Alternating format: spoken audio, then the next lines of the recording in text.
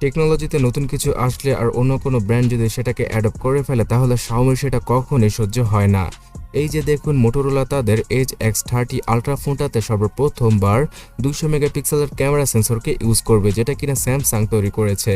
তো তা দেখে কিন্তু শাওমিও বসে নেই।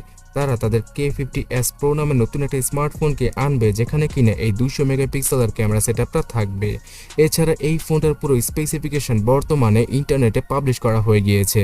So hey guys, Shanto here. 200 মেগাপিক্সেলের যে ক্যামেরা সেটআপটা থাকবে সেটা তো স্যামসাং তৈরি করে দিয়েছে, আর এই সেন্সরটা আগামী বছর স্যামসাং তাদের S23 আলট্রা স্মার্টফোনে ইউজ করতেও পারে এবং পিক্সেল বিনিং এর মাধ্যমে সেই আগের মতোই 12.5 মেগাপিক্সেলের ছবিগুলো খুব সম্ভবত তুলতে পারবে K50s Pro স্মার্টফোনটা, বিকজ এখানে 16টা পিক্সেলকে একসাথে মার্চ করে একটা বড় পিক্সেলে রূপান্তরিত করা হবে। যদিও কিনা এটা 200 মেগাপিক্সেলের সেন্সর, তারপরও এর সাইজ কিন্তু 1 ইঞ্চিরও নিচে। তবে যাই হোক, মার্কেটিং করার জন্য এই 200 মেগাপিক্সেলের সেন্সরটা অনেক বেশি কাজে আসবে। এছাড়া ইমেজের কোয়ালিটিও কিছুটা উন্নত হবে। বাই ডিফল্ট নর্মাল ছবিগুলো ক্লিক করলে লো লাইটেও নাইট মোড বাদে খুব ভালো ভালো ছবিগুলো তুলতে পারা যাবে এই ইমেজ সেন্সরটার মাধ্যমে। স্যামসাং জানিয়েছে যে আগের জেনারেশন থেকে এখানে প্রচুর লাইট ক্যাপচার করতে পারবে এই ইমেজ সেন্সরটা। তবে হ্যাঁ, K50s স্মার্টফোনে 200 মেগাপিক্সেলের মেইন ক্যামেরা সেন্সরের পাশাপাশি ফালতু 8 মেগাপিক্সেলের আল্ট্রাওয়াইড আর 2 মেগাপিক্সেলের ম্যাক্রো ক্যামেরা সেটআপকেও ইউজ করবে শাওমি, যেটা একদমই হতাশজনক।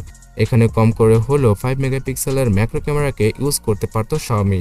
তবে যাই হোক, 20 মেগাপিক্সেলের সেলফি ক্যামেরা তার সাথে 4K ভিডিও রেকর্ডিং এর সাপোর্ট থাকবে K50s Pro স্মার্টফোনটার পেছনে। এছাড়া ব্যাকগ্রাউন্ড ব্লার করে ভিডিও করা, তার পাশাপাশি ব্লগ মোড সহ ফুললি আনলক প্রো মোডের সাপোর্টটাও পাওয়া যাবে K50s Pro স্মার্টফোনটার ক্যামেরা অ্যাপে। সো শুধুমাত্র ক্যামেরা নিয়ে বলবো না, এই ফোনটার ডিসপ্লে সম্পর্কেও জানাচ্ছি। 6.67 ইঞ্চির ওলেড প্যানেলের 120 হার্টজের ডিসপ্লেকে ইউজ করা হবে এই স্মার্টফোনটায়, যেখানে কিনা HDR10+এর সাপোর্টটাও থাকবে এবং কর্নিং গরিলা গ্লাস 5 এর প্রোটেকশনটা থাকবে ডিসপ্লের উপরে। সো একটা মারাত্মক লেভেলের ফ্ল্যাট এজের ডিসপ্লেকে ইউজ করতে যাচ্ছে শাওমি এই রেডমির স্মার্টফোনটায়। স্মুথনেসের ক্ষেত্রে কোনো প্রকার ঘাটতি পাওয়া যাবে না, বিকজ এই ফোনটাতে বস লেভেলের স্ন্যাপড্রাগন 8+ Gen 1 চিপসেটটাকে ইউজ করবে শাওমি, যেটা কিনা এইরকম ডিসপ্লেকে ইজিলি হ্যান্ডেল করতে সক্ষম। মানে কোনো প্রকার জিটারনেসই পাওয়া যাবে না যখন কিনা আপনারা ফোনটিকে ইউজ করবেন। আর শাওমি তাদের প্রিমিয়াম ক্যাটাগরির স্মার্টফোনের সব সময় ভালো লেভেলের MIUI সফটওয়্যারটাকে ইউজ করে থাকে, মানে অপটিমাইজেশনটা খুব ভালো লেভেলের হয়। বাজেট ফোনগুলোর মতো নয় যে সবসময় ল্যাগ অথবা হ্যাং করে। আর ল্যাগ এবং হ্যাং করাকে বন্ধ করার জন্য 8GB এবং 12GB র্যামের সাথেই আসবে শাওমি K50s Pro স্মার্টফোনটা। এখানে LPDDR5 এর ফাস্টেস্ট র্যামকে ইউজ করবে শাওমি। এছাড়া 128GB থেকে শুরু করে 256GBর UFS 3.1 এর ইন্টারনাল মেমোরির সাথেই আসবে K50s Pro স্মার্টফোনটা। Android 12 তার সাথে MIUI 13 আর 5000 mAh এর ব্যাটারির পাশাপাশি 120 ওয়াটের সুপার চার্জিং স্পিডকে ইউজ করা হবে ফোনটাকে শুধুমাত্র 16 থেকে 20 মিনিটে চার্জ করার জন্য। শাওমির প্রিয় এয়ার ব্লাস্টার সেন্সর, তার পাশাপাশি ফোনের উপরে এবং নিচে ডুয়াল স্টোরেজ স্পিকার আর NFC সহ ওয়াইফাই 6 এবং ব্লুটুথের নতুন ভার্সনকে ইউজ করা হবে K50s স্মার্টফোনটায়। এই ফোনটাতে কোনো 3.5mm হেডফোন জ্যাককে রাখবে না Xiaomi.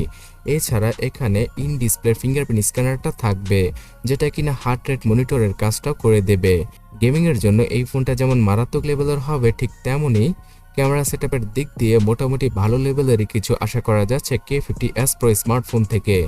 So super charging speed, মাখনের মতো ডিসপ্লে এবং হাই পারফরমেন্স সবকিছু মিলিয়ে K50s ফোনটা লঞ্চ হওয়ার পরে বাংলাদেশের আনঅফিশিয়াল মার্কেটে 50,000 টাকার উপরেই পাওয়া যাবে।